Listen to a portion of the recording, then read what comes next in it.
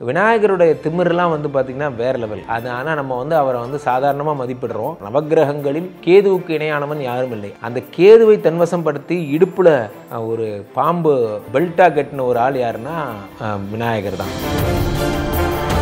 காளி மாதா நாக்க தொங்க போட்டுட்டு தன் பிள்ளையை கொண்டுட்டுமேனு கோவமா அப்படி எழுந்து வர காளியை பார்த்து பயந்த சிவபெருமான் வடக்கு திசையில தலை வச்சு படுத்திருக்கிற எந்த மிருகமா இருந்தாலும் எடுத்துட்டு வாங்கணும். 3 திசைகளிலும் வடக்கே தலை வைத்து படுக்கக்கூடிய ஒரு விலங்காக யானை மட்டுமே இருக்கிறது. அதனால யானை தலையை வெட்டாங்க. ஒரு லிங்கத்தை இலங்கைக்கு எடுத்துட்டு போற வழியில ராவணேஸ்வரனுக்கு அவசரமா வந்து சிறுநீர் உபாதையை உண்டு பண்ணுவார் விநாயகர். அங்க நின்ன பையன், சின்ன பையனா வருவார் விநாயகர். அவர் கையில கொடுத்து, தம்பி இதை வச்சுக்கோ, நான் வந்துடுறேன். இவர் என்ன பண்ணுவார், வேணும்னே கீழே வச்சிருவார். கீழே வச்சோடனே அந்த இடத்துலயே சிவபெருமான் வந்து நம்ம வணங்கும் போது இப்படி கொட்டிக்கிட்டு வணங்குறோம், தோப்பு கரணை போடுறோம். அதெல்லாம் காரணம் என்ன அப்படின்னு பார்த்தீங்கன்னா, அப்போ ராவணேஸ்வரன் கோவம் வந்து பிள்ளையாரோட தலையில ஒரு கொட்டு கொட்டுவான். அப்படி கொட்டுறதை வந்து பார்த்துட்டு தேவர்கள் வந்து விநாயகர் என்பது பியூர் தமிழ் வார்த்தை. நாயகன் என்றால் தலைவன் என்று பொருள், விநாயகன் என்றால் வெற்றியை தரும் தலைவன் என்று பொருள். கணபதி என்றால் சமஸ்கிருதம், கணங்களுக்கு அதிபதி, அதிபதிங்கிறது சமஸ்கிருத வார்த்தை. ஸோ விநாயகன் எனும் பேர் இட் செல்ஃப் தமிழ் கடவுள் அப்படிங்கிறத குறிக்குது.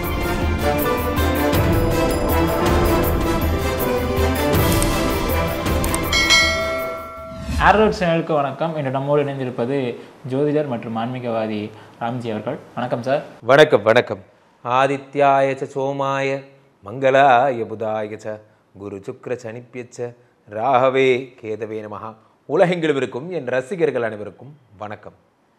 இப்போ விநாயகர் அவர் யாருங்கிற இடத்துக்கு இப்போ வருவோம். ஏன்னா சொல்லப்போனால் விநாயகர் அப்படிங்கிறவர் யானை முகத்தோன் அப்படிங்கிற பெயர் கொண்டவராக இருக்கிறார். எல்லா எளிய மக்களுக்கும் நீங்கள் சொல்வது போல இருந்துக்கார். விநாயகர் அப்படிங்கிறவர் யார் சார்? விநாயகர் அப்படிங்கிறவர் வந்து என்னென்னா, ஒரு விக்னங்களை தொலைத்து தெரிபவர். சிவபெருமானுடைய புத்திரர்கள், சிவபெருமானுடைய புத்திரர்கள் என்று அறியப்படுபவர்கள் விநாயகராகட்டும், முருகனாகட்டும், ஐயப்பனாகட்டும், விஷ்ணுமாயாவாகட்டும், இவர்களெல்லாம் சிவபெருமானின் புத்திரர்களாக அறியப்படுகிறார்கள். அதில் விநாயகர் வந்து மூத்த பிள்ளை ஆக ஒவ்வொரு அசுரர்களையும் அழிக்கிறதுக்காக சிவன் உருவங்கள் அவதாரங்களாக தான் அந்த புத்திரர்களே பிறந்தார்கள். ஃபார் எக்ஸாம்பிள், அனலாசுரனை அழிக்க தான் வந்து பிள்ளையாரோட ஜென்ம வரலாறு. அதே மாதிரி தான் சூரபத்மனை அழிக்கிறதுக்காக தான் முருகப்பெருமான் வந்து தோன்றியிருப்பார். மகிழ்ச்சியை அழிக்கிறதுக்காக தான் ஐயப்பன் வந்து தோன்றியிருப்பார். அதே மகிழ்ச்சி தான் விஷ்ணுமாயம். இப்படி வந்து ஒவ்வொருத்தருக்குடைய ஒரு அவதார பெருமைன்னு ஒன்று உண்டு. இந்த அவதார பெருமையையும் தாண்டி விநாயகருக்கு வந்து ஏன் எப்படின்னா, குழந்தைகள் விரும்பும் கடவுளாக இருப்பதாக தான் அவருக்கு வந்து அந்த யானை வடிவம். குழந்தைகள் விரும்பும் கடவுள், எளியவருக்கு எளிய கடவுள். விநாயகருடைய திமிரெல்லாம் வந்து பார்த்திங்கன்னா வேறு லெவல். விநாயகருடைய கட்ஸ் எல்லாம் வேறு லெவல். அது ஆனால் நம்ம வந்து அவரை வந்து சாதாரணமாக மதிப்பிடுறோம். அவர் பார்த்திங்கன்னா கேதுவுக்கு அதிதேவதையாக விளங்குகிறார். நவக்கிரகங்களில் கேதுவுக்கு இணையானவன் யாரும் இல்லை. அதுக்கப்புறம் தான் ராகு, அதுக்கப்புறம் தான் உங்களுக்கு வந்து ஒவ்வொரு கிரகங்களும். அந்த கேதுவை தன்வசம் படுத்தி இடுப்பில் ஒரு பாம்பு பெல்ட்டா கட்டின ஒரு ஆள் யாருன்னா விநாயகர் தான். ஸோ பெரிய பெரிய அச்சீவ்மெண்ட்ஸ்லாம் பண்ண ஒரு ஆள்.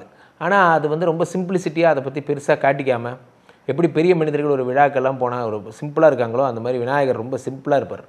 ஆனால் அவர் வந்து அவரை மாதிரி அச்சீவ் பண்ணவங்க யாருமே கிடையாது. 32 வடிவங்கள் விநாயகருக்கு மட்டும்தான் உண்டு.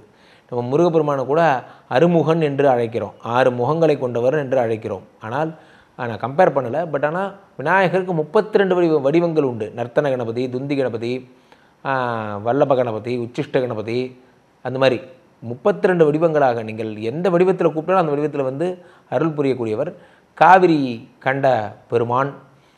ஸோ இன்றைக்கி வந்து அகத்தியர் வந்து அந்த பொதிகை மலையில் வந்து காவிரியை அடைச்சி வச்சுருந்த போது அதுக்கு விடுதலை கொடுத்து காவிரி ஆறு இன்றைக்கி வருதுன்னா அது காரணம் விநாயக பெருமான்னு சொல்லலாம்.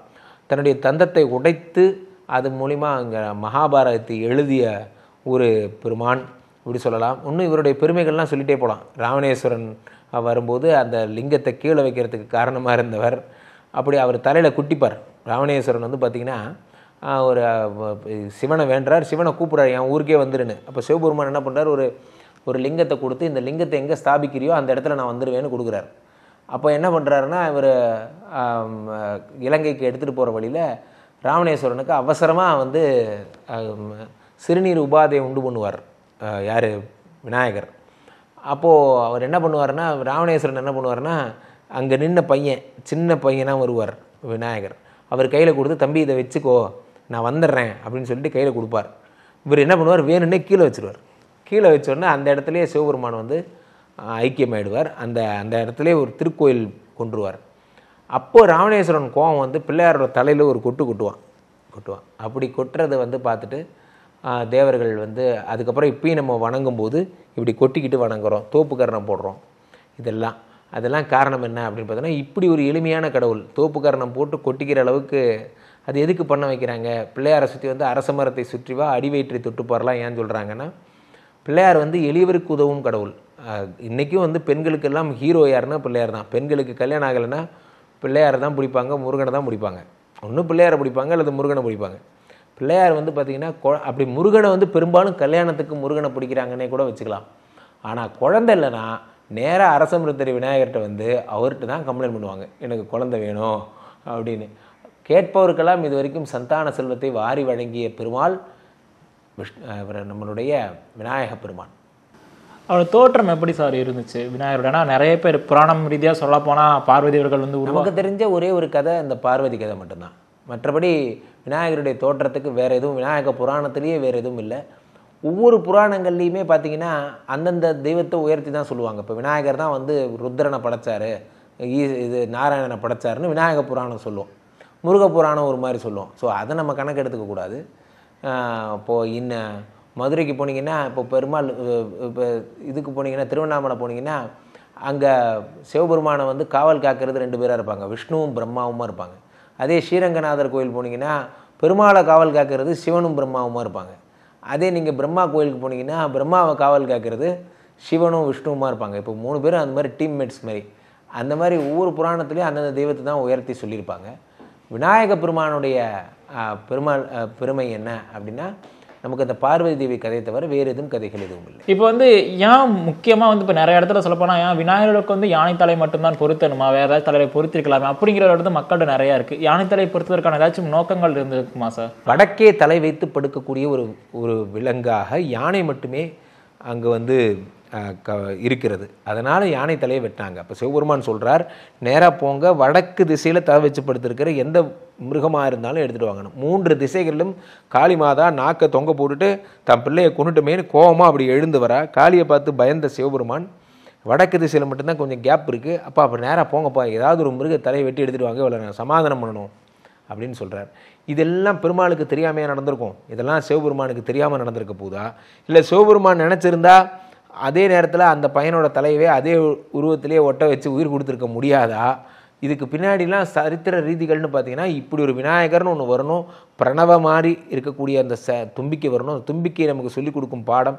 தும்பிக்கையால் ஒரு பழத்தை எடுத்து பிள்ளையார் சாப்பிட்றாரு, அதே தும்பிக்கையால் தான் ஒரு யானை ஒரு மரத்தை வளைச்சி ஒட்டைக்குது. அப்போ தும்பிக்கையுடைய பவரும் அதுதான், பவர் செக்டாரும் அதாக தான் இருக்குது.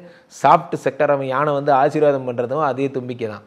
அப்போது நம்பிக்கை வைத்தவனுக்கு தும்பிக்கை, நம்பிக்கை இல்லாதவனுக்கு தும்பிக்கை வந்து ஒரு ஆயுதமாக செயல்படுகிறது. அந்த மாதிரி பிள்ளையாரை பொறுத்த வரைக்கும் பிள்ளையாருக்கு என்ன ஸ்பெஷல்? இந்த இடத்துல ஒரு பாயிண்ட்டை நான் சொல்லணும்னு ஆசைப்பட்றேன். பிள்ளையாருக்கு என்ன ஸ்பெஷல்? ஏன் வந்து யானையை பிள்ளையாருக்கு கொண்டாருங்கிற இந்த கேள்விக்கு ஒரு அற்புதமான பதில் என்ன அப்படின்னா, கோயிலுக்கு உள்ளேயும் பிள்ளையார் இருக்கார், கோயிலுக்கு வெளியே யானை இருக்குது. நல்லா கவனிக்கிற விநாயகர் சதுர்த்தி ஸ்பெஷல் இது. கோயிலுக்கு வெளியே யானை இருக்குது, உள்ளே கும்பிட்டது யானை. அந்த யானைக்கிட்ட நான் பிச்சை எடுக்கிறேன். வெளியே இந்த யானை வந்து மக்கள்கிட்ட 10 ரூபா 20 ரூபா காசு வாங்கிட்டு ஆசீர்வாதம் பண்ணுது. தட் மீன்ஸ் இது பிச்சை எடுக்குது அந்த யானை. உள்ளே இருக்கிற யானைக்கிட்ட நம்ம பிச்சை எடுக்கிறோம், வெளியே இருக்கிற யானை நம்மக்கிட்ட பிச்சை எடுக்குது இல்லையா? வாட் இஸ் த டிஃபரன்ஸ் அப்படின்னு பார்த்தீங்கன்னா, ஒன்றுமே இல்லை. உள்ளே இருக்கிற யானையை அடக்கிறது எது? அங்குசம்னு பேர். யானையை அங்குசம் வச்சு தான் அடக்குவாங்க. வெளியே இருக்கிற யானை தன்னோட அங்குசத்தை பாகன் கையில் கொடுத்து வச்சுருக்கு, தன்னை இன்னொருத்தன் கண்ட்ரோல் பண்ணுறதுக்கு அது அலோவ் பண்ணுது. ஆனால் உள்ளே இருக்கிற பெருமாள், விநாயக பெருமான் அங்குசத்தை தானே வச்சுருக்கார், தன்னை கண்ட்ரோல் பண்ணிக்க தனக்கே தெரியும். அப்படிங்கிறது தான் விநாயகரோட ஹைலைட். விநாயகர் நம்ம கற்றுக்க வேண்டிய ஒரே பாடம் என்னென்னா, உங்களை நீங்களே கண்ட்ரோல் பண்ணிக்கணும் அப்படிங்கிறது. ஸோ இதெல்லாம் கொண்டு வரணுங்கிறதுக்காக தான் அந்த யானைங்கிற ஒரு விஷயம். யானை போன்ற பலமுடையவனாக இருந்தாலும் உன்னை கண்ட்ரோல் பண்ணிக்கிறத உன் கையில் கொடுக்கலன்னா உனக்கு பெரிய பெருமை எதுவும் கிடையாது அப்படிங்கிறது தான் இந்த யானை முகத்துடைய வடிவமாக நான் பார்க்குறேன். இப்போ முருகன் அவர்கள் தமிழ் கடவுள், அது வந்து எல்லாருமாலும் கொண்டாடப்பட்டதும் வேண்டிக்கிட்டு இருக்கோம். ஆனால் விநாயகர் அவர்கள் தமிழ் கடவுள் இல்லை, யாரும் ஏற்றுக்க மாட்டாங்க அப்படிங்கிற கூற்று வந்து இப்போ இருந்துக்கிட்டே இருக்கு. விநாயகர் ஏன் சார் தமிழ் கடவுள் இல்லை? நீங்கள் சொன்னீங்க விநாயகர் வந்து இந்தியா முழுவதும் எல்லாராலும் வழங்கப்பட்டு கொண்டிருக்கிற ஒரு கடவுள்னு சொல்லியிருக்கீங்க. ஆனால் இப்போ தமிழ்நாட்டில் முருகன் மட்டும் தான் தமிழ் கடவுள்னு ஏற்றுக்கும் பொழுது விநாயகர் ஏன் ஏற்றுக்காமல் இருக்கிறாங்க? நமக்குள்ளே இருக்க நிறைய குழப்பங்கள் தான் அதுக்கு காரணம். ஒரு எளிய வகையில் அதுக்கு பதில் சொல்லணும்னா, நம்மளுடைய திருமால்னு நம்ம அழைக்கக்கூடிய அவரை தான் நம்ம வந்து விஷ்ணுன்னு சமஸ்கிருதத்தில் சொல்கிறாங்க. ஆனால் ரெண்டு ஒன்று தான். கொற்றவைன்னு நம்ம அழைக்கக்கூடியது தான் நம்ம வந்து துர்கான்னு சொல்கிறாங்க சமஸ்கிருதத்தில். ரெண்டு ஒன்று தான். சிவன் என்று அழைக்கப்படுறது தான் ருத்ரன்னு சொல்கிறாங்க. ரெண்டு ஒன்று தான். முருகன்னு நீங்கள் சொல்கிறீங்களே தமிழ் கடவுள், அவரை சுப்பிரமணியர்னு சொல்கிறாங்க. சுப்பிரமணியம் சண்முகநாதா. சுப்பிரமணியம் சண்முகநாதர் யார்?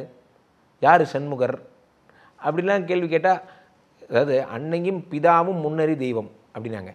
அன்னைங்கிறது தமிழ், பிதாங்கிறது என்ன தமிழா? மாதா பிதா குரு தெய்வம் தானே வருது. அப்போ மாதா பிதாங்கிறது சமஸ்கிருதம், மாதாங்கிறது சமஸ்கிருதம், பிதாங்கிறது சமஸ்கிருதம், குருங்கிறது சமஸ்கிருதம், ஆசிரியங்கிறது தான் தமிழ், தந்தைங்கிறது தான் தமிழ், மாதானா தாய்ங்கிறது தான் தமிழ். அப்போ மாதா பிதா குரு தெய்வம் அவன் சொன்னான் என்றால், அதே அன்னையும் பிதாவும் முன்னறி தெய்வம்னு வள்ளுவ பிராட்டி அவ்வை பிராட்டி சொல்கிறான். அப்போ அன்னையும் பிதாவும்னா தமிழும் சமஸ்கிருதமும் சேர்ந்து தான் ஆன்மீகத்தை வளர்த்தது எனும் உண்மையை நம்ம ஒத்துக்கணும். வெறும் தமிழ் மட்டும் வளர்க்கலை, வெறும் சமஸ்கிருதம் மட்டும் வளர்க்கலை, ரெண்டு சேர்ந்து தான் வளர்ந்தது. அப்போது ஒரு சுவாமிக்கு இரண்டு பதங்கள் இங்கே இருக்கிறதுடைய குழப்பம்தான். விநாயகர் என்பது பியூர் தமிழ் வார்த்தை. நாயகன் என்றால் தலைவன் என்று பொருள், விநாயகன் என்றால் வெற்றியை தரும் தலைவன் என்று பொருள். கணபதி என்றால் சமஸ்கிருதம், கணங்களுக்கு அதிபதி, அதிபதிங்கிறது சமஸ்கிருத வார்த்தை, தலைவன்கிறது தான் தமிழ் வார்த்தை. ஸோ விநாயகர் எனும் பேர் இட் செல்ஃப் தமிழ் கடவுள் அப்படிங்கிறத குறிக்குது. இங்கே வந்து ஆதித்யம், கானபத்தியம், கௌமாரம், சாக்தம், சைவம், வைணவம்னு 6 பிரிவுகள் வந்து இந்து மதத்தை ஆட்சி செய்த போது, கானபத்தியம் எனும் பிரிவில் நம்மை ஆட்சி செய்தவர்கள் ஆட்சி செய்யும் போது கணபதி நம்ம பிரதான கடவுளாக இருந்தது. இன்றைக்கும் மகாராஷ்டிராவில் ஸ்வஸ்திக் போட்டு தான் நம்ம எந்த காரியத்தையும் அவங்க தொடங்குவாங்க. ஸ்வஸ்திக் அது அங்கே பிறக்கிற குழந்தை, நம்ம வந்து வித்யாபியாசம்னு அக்ஷரம் ஆ போடுவோம் தமிழ்நாட்டில், அவங்க ஸ்வஸ்திக் போடுவாங்க. காரணம் என்னென்னா அங்கே வந்து பியூர் பிள்ளையாருக்காகவே வாழ்கிறவங்க. மகாராஷ்டிரா தான் பிள்ளையாருக்கு ரொம்ப ஃபேமஸ். காரணம் என்னென்னா மகாராஷ்டிரா பீப்புள்ஸ் வந்து கானபத்தியத்தை இப்படி சிம்பிளாக ஃபாலோ பண்ணுறாங்க. இது மாதிரி நம்ம நிறையா சொல்லிகிட்டே போகலாம்.